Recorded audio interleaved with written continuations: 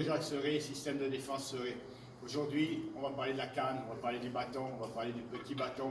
Je vais vous montrer quelques mouvements de base, quelques mouvements importants, quelques mouvements que vous pouvez apprendre facilement chez vous. Ça se pratique les uns après les autres, il y en a 5 de base. Ce n'est pas un kata, vous pouvez utiliser chacun de ces mouvements indépendamment les uns des autres, évidemment. Je vais commencer avec une canne pour vous montrer comment c'est facile. Et après ça, on va changer de bâton, on va prendre un bâton plus long et un bâton plus court. Donc au départ, je suis avec ma canne et je marche. Et donc, la première chose à faire, c'est la prise de garde. Donc la prise de garde, c'est ici, de bas en haut, et on arrête la canne avec la main, la paume vers le sol, et donc le pouce de chaque côté. Le pouce d'un côté, les doigts de l'autre. Et donc ça, c'est la prise de garde. Maintenant, le premier mouvement, c'est un mouvement qui peut être soit linéaire, soit circulaire.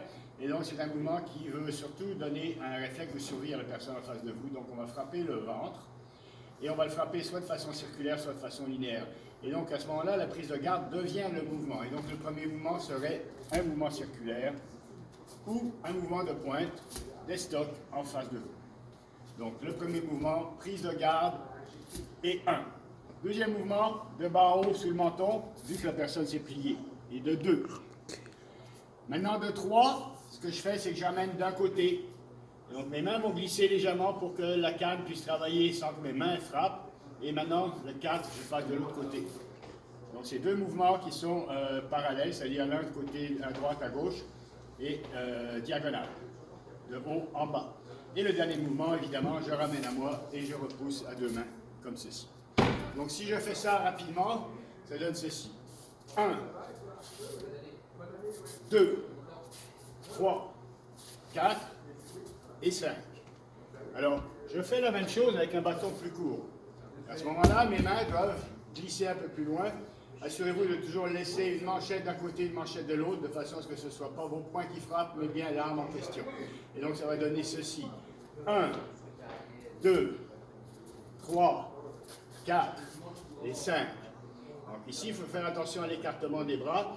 Et donc, des mains, pardon, et ça dépend où on frappe. Si on frappe sur la gorge, les mains peuvent être plus serrées. Si on frappe sur le torse, les mains peuvent être plus larges. Donc, il faut apprendre aussi à glisser les mains sur l'arme. Et maintenant, si je prends un bâton plus long, donc ce qui correspond à ce qu'on appelle en japonais un jo, mais on va faire le même travail.